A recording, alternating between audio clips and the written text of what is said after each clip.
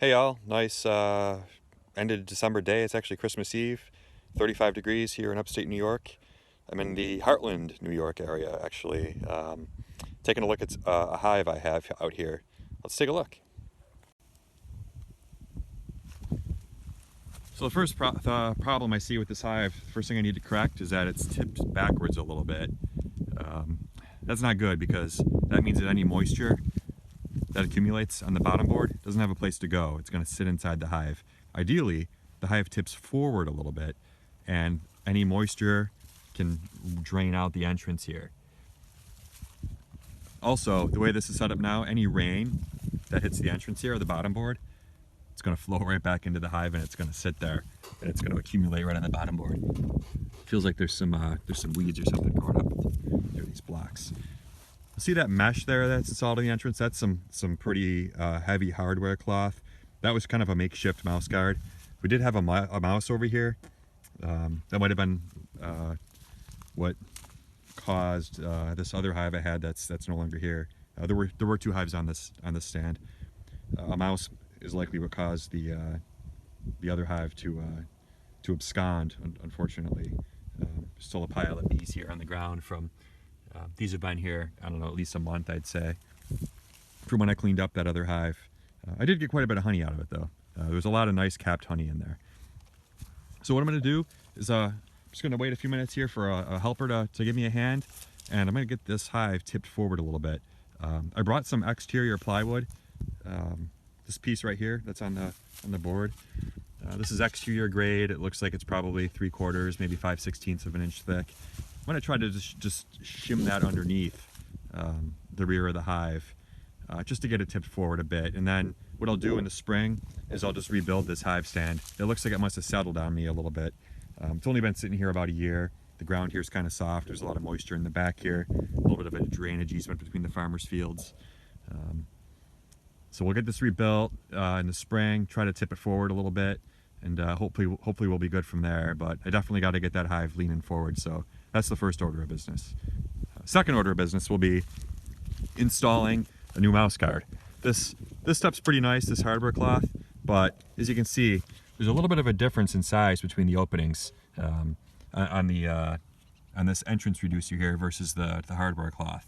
It doesn't take much for a mouse, especially a juvenile, to squeeze through. I've read that 1/2 inch is definitely too big of an opening. I've never seen one squeeze through anything that small, but I believe it. I like the openings on here, so I'm going to go ahead and just put this on. It'll probably just sit here. I might throw one nail on it just to hold it in place loosely. So I'll get that done as well. I'm also going to clean out the bottom board. You can see there's a decent number of bees here. I'm going to put my ear to the hive too in a second and listen. I should hear a little bit of activity. We did have a couple warm days, and from what I've heard, this hive hasn't. I haven't been out here lately to check this hive, but from what I've heard, is there hasn't been a whole lot of activity around it on warm days. So it just might be the bees. It might be that they're having a hard time getting out or getting rid of their dead. Hopefully there's not a lot of moisture on the bottom board. I wouldn't be surprised if once I clean it out and tip it forward, a whole bunch of water comes out. Not a great sign, but hey, at least we're getting it fixed. So I was out here working on the hives. This is a kind of a wildflower area and a wildflower field. I came across some of these pods. This is milkweed. Some of these pods still have quite a bit of seed in them. This is good stuff. I'm actually going to take some of this and move it. Take some of it home to my house and plant some milkweed.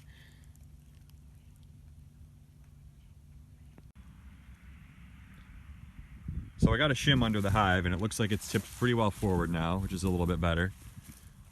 And I've also pulled off the hardware cloth that was on the entrance, and now I'm starting to scrape out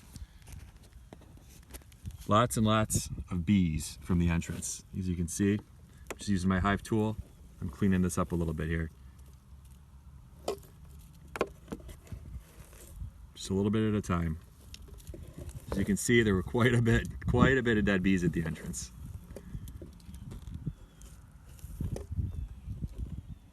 This was what I was afraid of.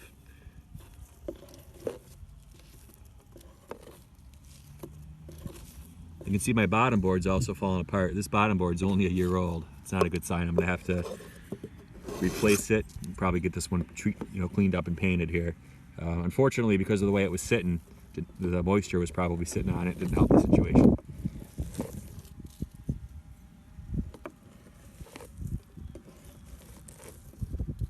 Now I don't have a bee suit on and I can hear the bees. So they're probably getting closer to the entrance here. So I'll have to be kind of careful. It is only in the 30s, so I don't think too many are going to come out, but these guys are all clearly dead. If I can get this to the point where they can clean it up the rest of the way on their own, I'll be in pretty good shape. So the dead bees just keep coming and coming and coming. This is the pile so far. So you can see there's quite a number here on the ground. I got the entrance all cleaned out. Looks a lot better now. I put my ear to the hive and just gave it a gentle tap. You do hear a little bit of buzzing, but it's a little concerning, not as much as I'd like. Given the amount of die-off that was there and probably the amount of moisture that was built up in the hive from the entrance being blocked. We'll just have to see what happens. It's still a lot of winter to go through, so I'll keep my fingers crossed, and we'll update again when I check on this hive next.